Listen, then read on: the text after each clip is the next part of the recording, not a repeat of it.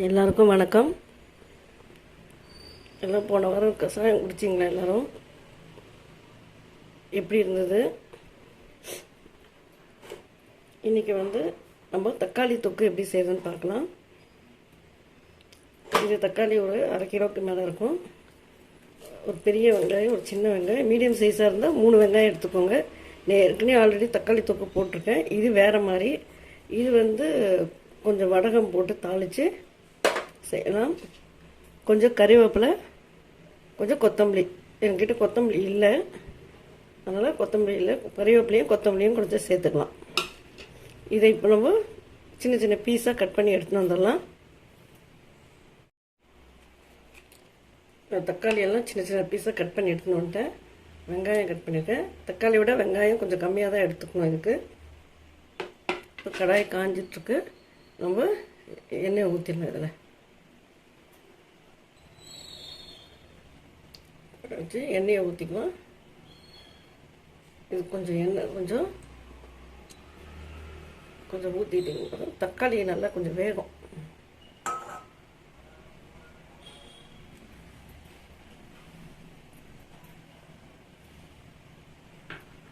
கொஞ்சம் எண்ணெய் காயட்டும்.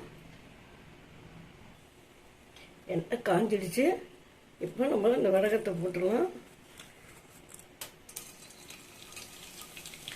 இந்த வடகம் இல்லாதவங்க வீட்டில் இருக்க கடுகு, உளுத்தம்பருப்பு, சீரகம், கொஞ்சம் வெந்தயம் இதெல்லாம் போட்டு தாளிச்சுக்கோங்க.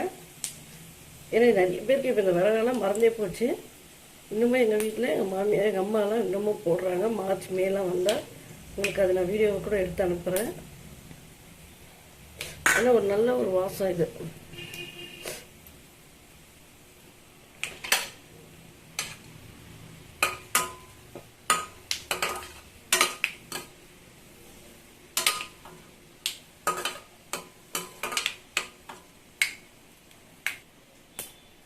தக்காளி போட்டுக்கலாம்.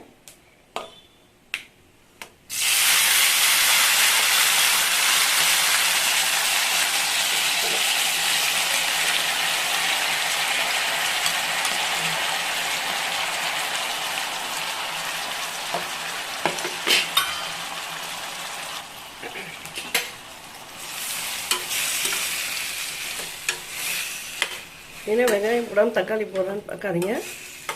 இந்த டிஷ்ஷுக்கு தக்காளி தான் ஃபஸ்ட்டு போட்டுட்டு இதை முதல்ல வேக வச்சு எடுத்துக்கணும். அதுக்கப்புறம் தான் வெங்காயம் போடணும்.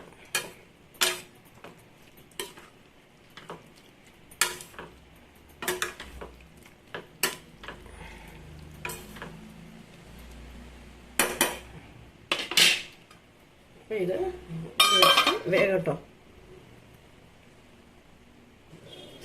ஓப்பன் பண்ணி பார்க்கலாம். கொஞ்சம் இது நடுப்பெல்லாம் நீங்கள் அடி பிடிச்சிரும்போது கொஞ்சம் அப்பப்போ லிட் எடுத்துகிட்டு கலரி கொடுத்துக்கோங்க. மூடி எடுத்துகிட்டு இந்த ஸ்டேஜ் வந்ததுக்கப்புறம்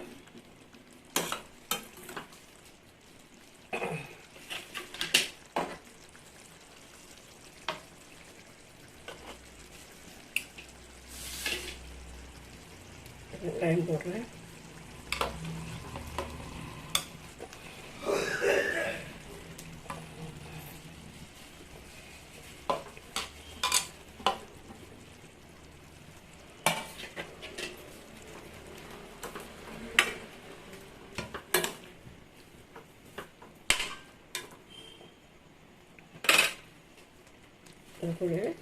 கறிவேப்பிலை, கொஞ்சம் கொத்தமல்லி இருந்தாலும் போட்டுக்கோங்க. உங்களுக்கு துப்பு நல்ல மணமாக இருக்கும்.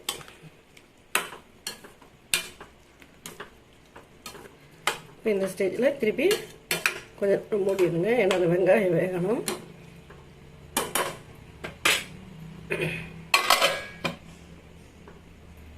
அதுக்குள்ள நம்ம கொஞ்சம் மிளகாத்தூள், கொஞ்சம் டேபிள் சால்ட் எடுத்துக்கலாம். ஏன்னா கல் உப்பு இதில் கரையாது. ஏன்னா தண்ணி இல்லை இல்லையா, நம்ம அந்த தக்காளியோட தண்ணியிலே தான் வேக வச்சுட்டுருக்கோம்.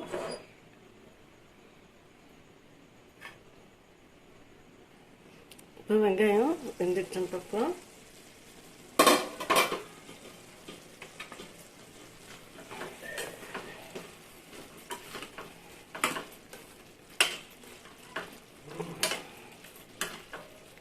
இந்த ஸ்டேஜில் நம்ம உப்பு மிளகாத்தூள்லாம் போட்டுக்கலாம்.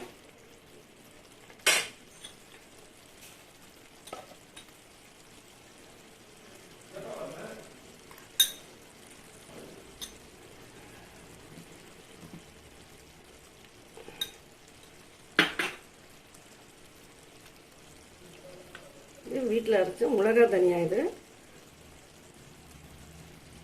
மிளகா தனியாக நம்ம அரைச்சி வைப்போம். அந்த மிளகாத்தூள் வெறும் மிளகாத்தூள் கிடையாது. இது போட்டால் தான் டேஸ்ட்டாக இருக்கும்.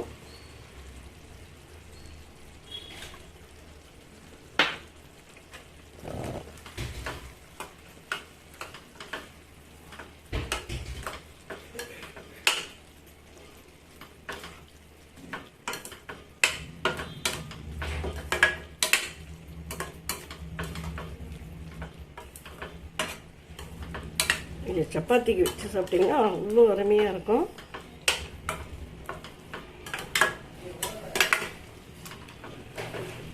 கொஞ்ச நேரம் நம்ம மூடி வச்சுட்டு அதுக்கப்புறம் பார்க்கலாம்.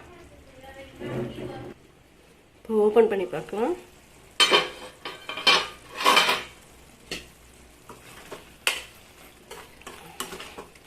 நம்ம தண்ணியே ஊற்றலை, தக்காளியோட தண்ணியிலே வெந்திருக்கு.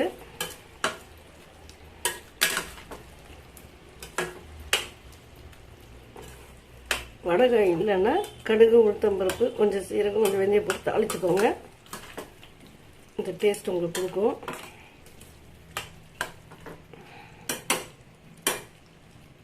இன்னும் கொஞ்ச நேரத்தில் இது வெந்துடும். உங்களுக்கே தெரியும் கலர் நல்ல மாதிரி இருக்கு பாருங்க. இன்னும் கொஞ்சம் கலர் மாறினதுக்கப்புறம் நம்ம இறக்கிடலாம்.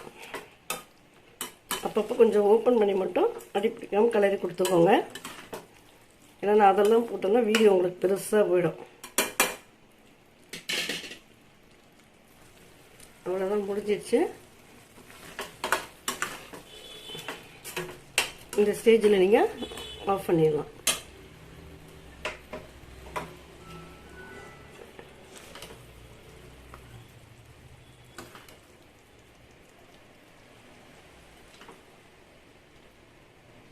இது கூட இன்னும் கொத்தமல்லி போட்டிங்கன்னா இன்னும் அட்டகாசமாக இருக்கும். இது சாப்பிட்டு பார்த்துட்டு எனக்கு சொல்லுங்கள். நம்ம அடுத்த வீடியோவில் சந்திக்கலாம். நன்றி, வணக்கம்.